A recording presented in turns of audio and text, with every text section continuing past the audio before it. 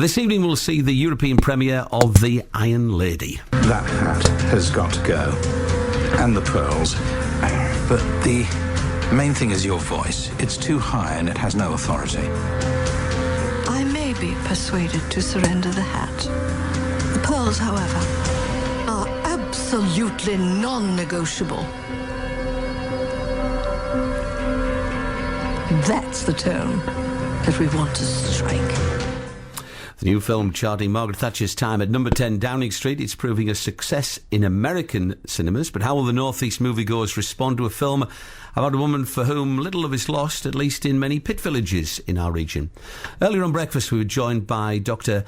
Gideon Cohen from the Politics Department at Durham University, who said he'd be surprised if the film was as successful in our area. Clearly, there were some very dramatic effects on this region. I mean, you look at what happened to the mining industry. It made a huge and negative difference to many people's lives in that industry and in that region. Graham Robb is a former Conservative parliamentary candidate based in Darlington. Graham joins me in the studio on breakfast right now. Graham, good morning to you. Morning, Ali. Well, it's over 30 years since Margaret Thatcher came to power. Is it time to reassess the impact she had on this country? I think it is, and on the impact that she had on this region. Hearing your previous guest talking about the coal mining industry is clearly correct. It was devastating for the coal mining communities. It was devastating for a number of communities affected by the transformation that government brought about.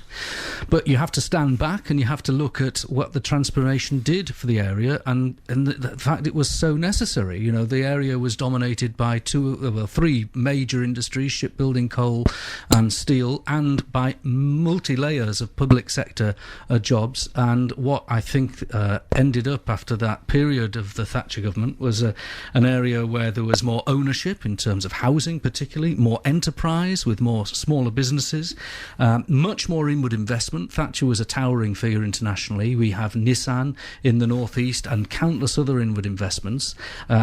A good example is Orange Phones in Darlington, a major employer. Thatcher opened the Orange Phones headquarters there at a time, I remember attending that, and she made a speech saying in 1989 everyone will have a mobile telephone in 10 years, and journalists were questioning whether this was right. But of course it was a transformational to the economy. Everyone does have a mobile phone now.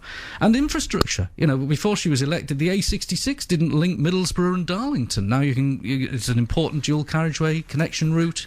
The Tees Valley Development Corporation, or Teesside as it was, Development Corporation, brought the marina to Hartlepool, transformed the sites at Stockton, for example, where we've got office parks. So a major change. Change is painful. We're going through a similar kind of change now. It is painful and transformational as well. And I think an honest assessment of what's happened to the area won't cast her in such harsh light, but you know, clearly people who were affected, families who were affected, will still look back and remember the pain. The film The Iron Lady is a portrayal of Margaret Thatcher. You met the real Margaret Thatcher. You interviewed Margaret Thatcher. Yeah, I met her. Actually, I met her 7 times. I was thinking about this before coming on the programme. Twice at extended meetings, close contact. Once was an interview as a very junior young reporter and a presenter on another radio station in this area, and I met her for an hour. The interview was 20 minutes. The rest, it was a cup of tea and having a chat, and I was amazed to have that kind of access. And she was not the image that was. Clearly there was an element of cartoon about the image that was on television and still remains today, but she was a much more thoughtful person, clearly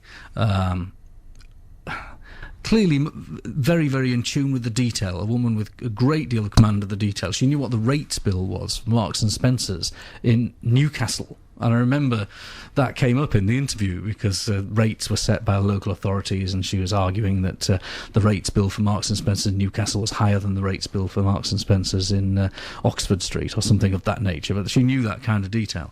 And then I also met her during the 1997 election when I was working as a Conservative official in a different career. And it was the day that she came to the North East with John Major in a sort of publicity trip, planting a tree at the site where she'd walked in the wilderness 10 years before. so 10-year anniversary of that site.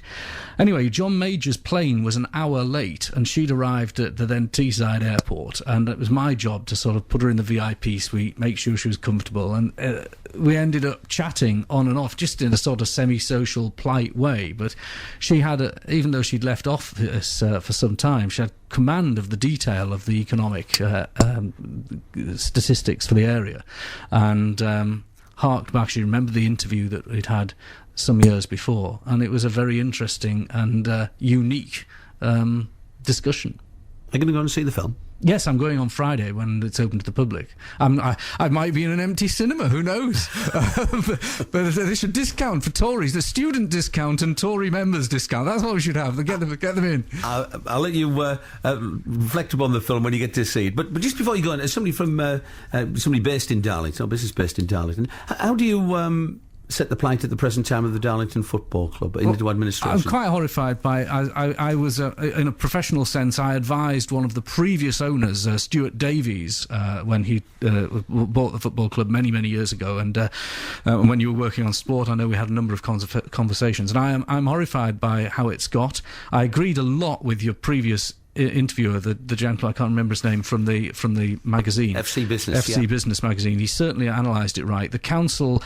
well, I don't want to be overtly political, I don't want to criticise the council, but they do have some responsibilities. Some of the permissions and rules about using that stadium were onerous. You know, they had to have a minimum price for car parking, and you can only play football there, which means that it can't be necessarily sold for something else, and the money could then be used in football, which would have saved it a couple of administrations ago. So it was saddled with onerous conditions. Building it was ridiculous in the first place. I think George Reynolds, who built it, slightly inspirational on one level, but slightly mad on another to build such a big stadium. But the zeitgeist of the time, at the end of the 90s, the early 2000s, was football, football, football. You know, it was the land where the time when politicians would pass any planning permission for football and would get behind football as much as they possibly could, and I think a lot of money in George Reynolds' bank account at the time, an enthusiastic group of local councillors. The stadium goes up and it ends up being a millstone around the game of football in Darlington. That's my view. Thanks, Richard, for joining me this morning, though, to talk about the film which is come out, the European premiere of The Iron Lady, a new film charting Margaret Thatcher's time at number 10 at Downing Street. Graham, thanks to you. 30 minutes now to 9 o'clock.